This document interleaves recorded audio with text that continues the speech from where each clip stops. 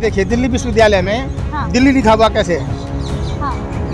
और अरे भाई सुन तो लीजिए। हाँ। और एमए में देखिए, जो आदमी 1979 में दिल्ली आ गया, हाँ। 1985 में दिल्ली से गुजरात चला गया, हाँ।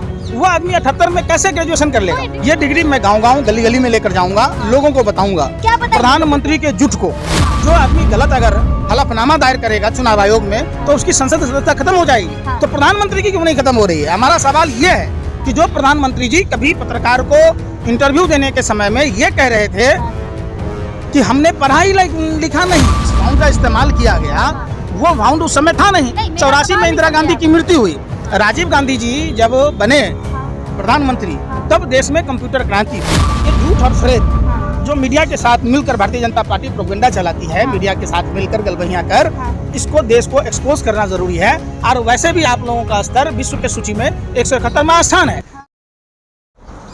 देखिए जिस तरीके से संसद में संसद सदस्यों को नहीं बोलने दिया जाता है, यहाँ तक कि आपने देखा होगा सड़कों पर आम इंसानों को बोलने नहीं दिया जाता।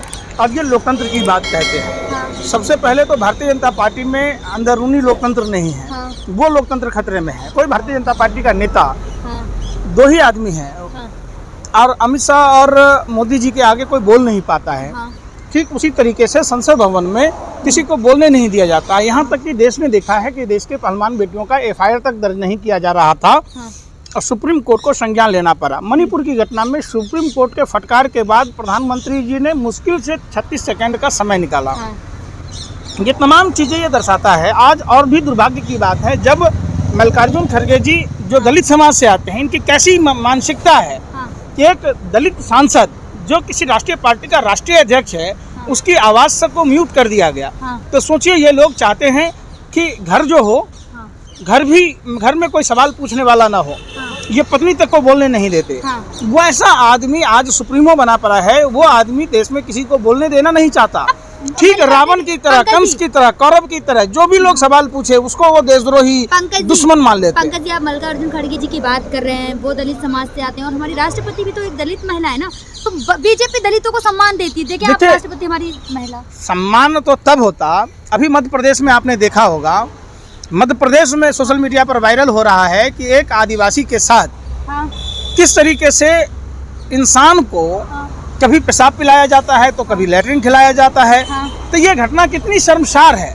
यहाँ तक कि वहाँ विधायक जो पत्रकार हैं उनको नंगा कर दिया जाता है। तो ये बेहद चिंता का सवाल है कि देश लोकतांत्रिक व्यवस्था है देश में, और देश भारत के संविधान से चलेगा। संविधान पार्लियामेंट में मोदी जी क्यों नहीं बोल रहे हैं?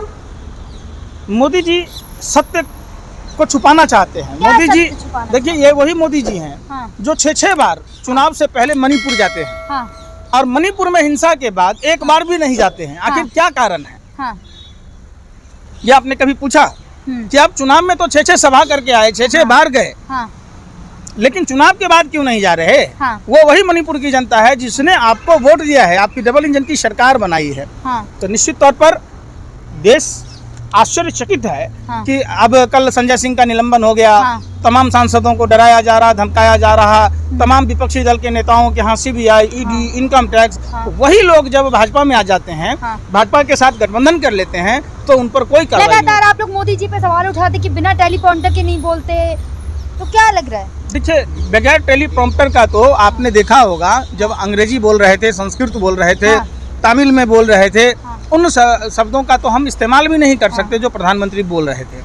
तो निश्चित तौर पर प्रधानमंत्री एक अनपढ़ और जाहिल प्रधानमंत्री, मंद बुद्धि के प्रधानमंत्री, हठधर्मी प्रधानमंत्री, जो कोरा गप्पू है।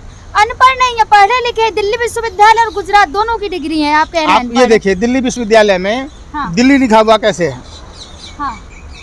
और अरे भाई सुन तो लीजिए। और एमए में देखिए, जो आदमी 1979 में दिल्ली आ गया, 1985 में दिल्ली से गुजरात चला गया, वो आदमी 78 में कैसे ग्रेजुएशन कर लेगा? डिग्री क्या है? डिग्री मैं जो पूछ रहा हूँ आप जवाब दीजिए।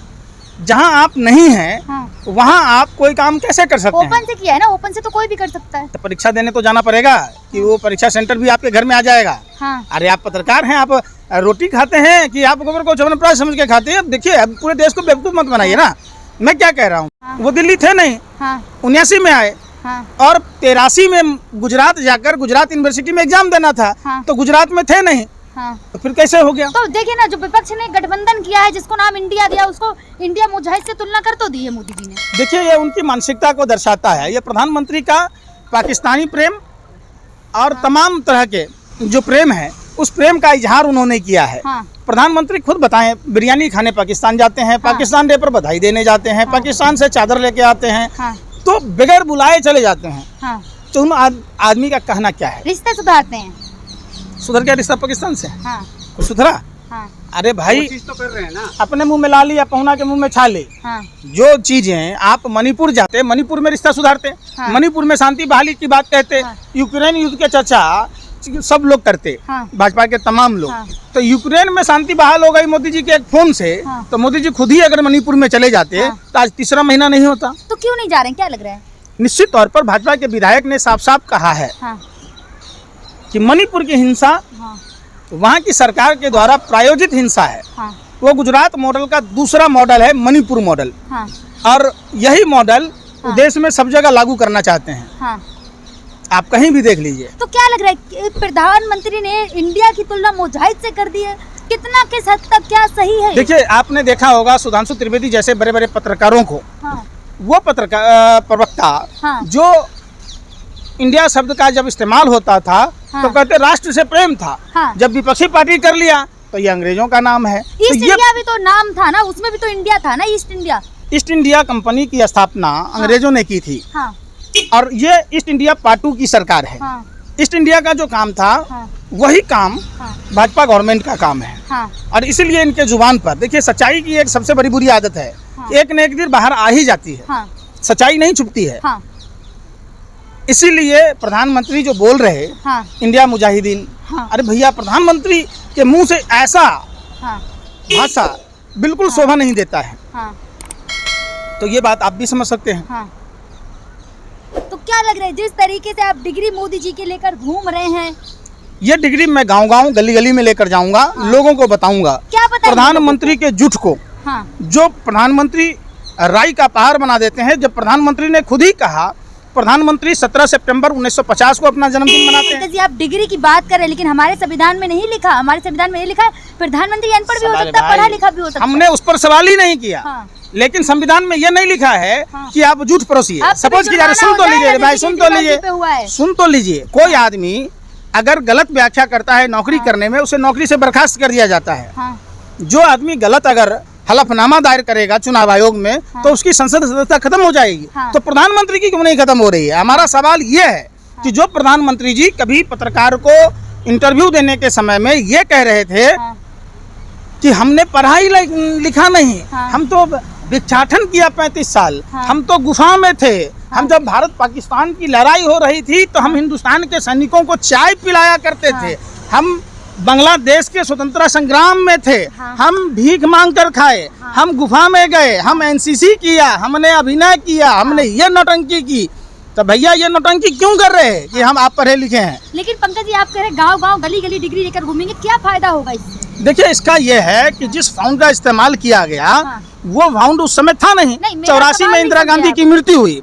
राजीव गांधी जी जब बने प्रधानमंत्री, तब देश में कंप्यूटर क्रांति हुई। तो उसके बाद क्या है?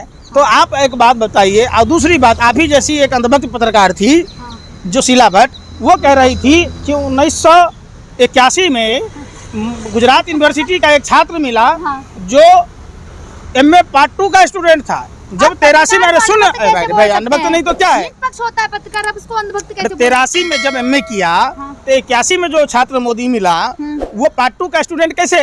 वो पार्ट 1 का स्टूडेंट होगा। तो निश्चित तौर पर ये झूठ और फ्रेब जो मीडिया के साथ मिलकर भारतीय जनता पार्टी प्रोपेगेंडा चलाती है, मीडिया के साथ मिलकर गलबहियां कर, इसको देश को एक्सपोज करना जरूरी है। और वैसे भी आप लोगों का स्तर विश्व के सूची में 171वां स्थान है। तो प्रधानमंत्री एक नंबर के झूठे हैं तीनों लोक में। नरेंद्र मोदी से बड़ा झूठ बोलने वाला ना आज तक कोई हुआ है, ना है और ना होगा। चलिए, लास्ट वीडियो आपसे पूछूंगी, आप डिग्री गली गली लेकर घूमने की बात कर रहे हैं, जनता से इस डिग्री के लिए क्या कहना चाहेंगे आप? जनता बखूबी समझती है कि ये प्रधानमंत्री झूठ और फरेब परोस रहे। ये देखिए, ये दोनों डिग्रियां हैं मेरे पास, और ये हमेशा मैं रखता हूँ अपने पास। कोई आज पहली बार नहीं है, ये पहली बार मतलब बात नहीं है। मैं बार बार लोगों को यही आगाह करता हूँ कि एक झूठे आदमी पर भरोसा करने का नतीजा ऐसा है कि पूरा देश गर्त में है, हाँ तो पूरे देश को तबाही से अगर बचाना है तो झूठों के सरदार हाँ नरेंद्र मोदी जी का बहिष्कार करना होगा, नरेंद्र मोदी जी का विरोध करना होगा, जो देश को खोखला कर रहे हैं।